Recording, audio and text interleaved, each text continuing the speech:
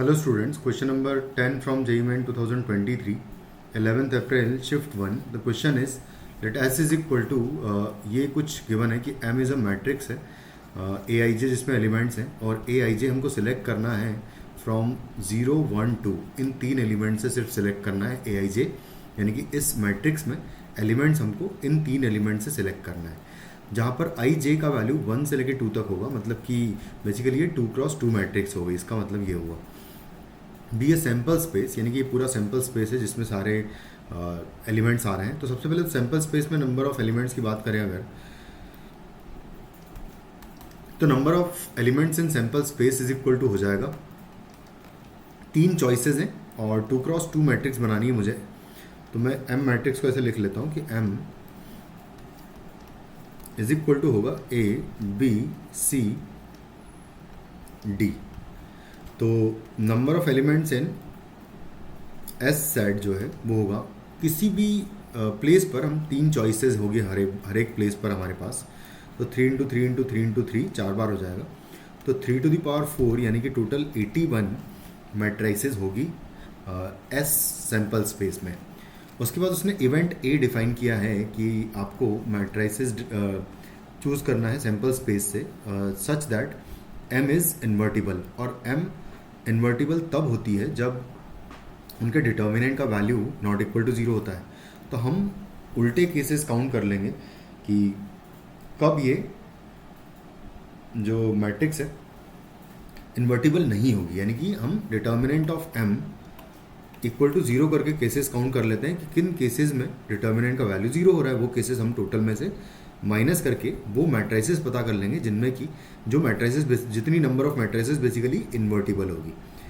तो अगर इसका डिटर्मिनेंट निकालूंगा तो आएगा ए डी माइनस आएगा बी सी, और अगर मैं चाहता हूँ कि इसकी वैल्यू 0 हो तो यानी कि A D is equal to होना चाहिए बी सी। अब यहाँ पर जो वैल्यू पॉसिबल है वो या तो 0 पॉसिबल है, या 1 पॉसिबल है, या 2 पॉसिबल है, या 4 मल्टीप्लिकेशन पॉसिबल हो सकता है ए इंटू डी का। तो मैं सबसे पहले केस वन की बात करें तो अगर A D equal to B C equal to 0 होगा तो कितने केसेस इस के करस्पॉन्डिंग आएंगे ये निकाल लेते हैं। तो अगर मैं चाहता हूँ कि ए डी और बी सी इक्वल टू 0 हो, यानी कि इनमें से एक कोई एलिमेंट या दोनों एलिमेंट 0 होने चाहिए, तो मैं एक काम करता हूँ कि वो केसेस काउंट कर लेता हूँ। पहले तो टोटल केसेस काउंट कर लेते हैं। अगर सिर्फ ए और डी की बात करते हैं, इसको मुझे 0 बनाना है, तो देखो कैसे बनाएंगे। अच्छा, टोटल मेरे पास 3 एलिमेंट्स है, तो 3 इंटू 3 स्क्वायर टोटल एलिमेंट्स हो सकते थे, है ना, वैसे चॉइसेस ए और डी के लिए।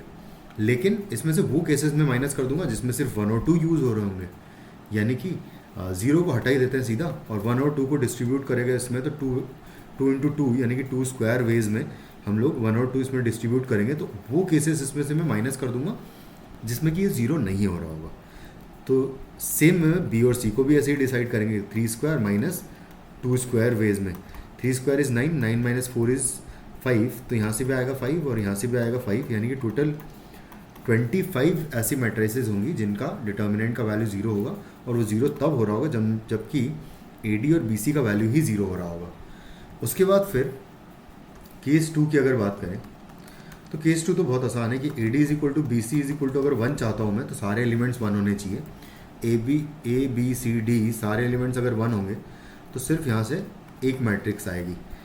केस 3 की अगर बात करें तो केस 3 में अगर मैं चाहता हूँ कि ए डी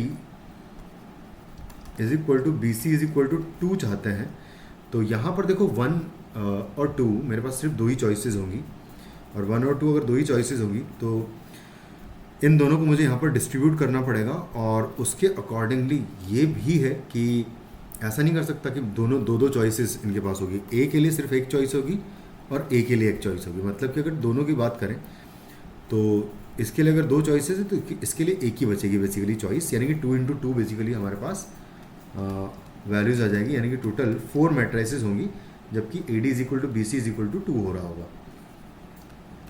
केस 3 की बात करें और लास्ट केस की जो मल्टीप्लिकेशन है ए डी और बी सी का, वो बेसिकली लास्ट 4 हो सकता है, 3 कभी नहीं हो सकता।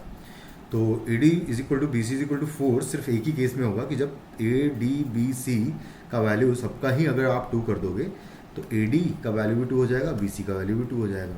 तो यहाँ से आपको एक मैट्रिक्स मिलेगी। तो अगर इन सारी मैट्रिसेस को काउंट करें तो यहाँ से 25 आ रहा है इसमें, तो 25 प्लस 1 प्लस आ रहा है 4 और प्लस आ रहा है 1, तो इसको काउंट करेंगे तो ये 31 हो जाएगा बेसिकली। तो 31 आ रहा है। अब मैं number of elements in set ए की बात करूँ यहाँ पर इसके करस्पॉन्डिंग, तो वो हो जाएगा टोटल माइनस 31, यानी कि 81 माइनस 31 यानी कि हो जाएगा ये 50 टोटल ऐसी मैट्रिसेस होगी जो कि इन्वर्टिबल मैट्रिसेस होगी। तो प्रोबेबिलिटी ऑफ इवेंट ए हो जाएगा 50 अपॉन टोटल यानी कि 81। तो ये हो जाएगा हमारा आंसर इस क्वेश्चन का, which is in option 1। Thank you.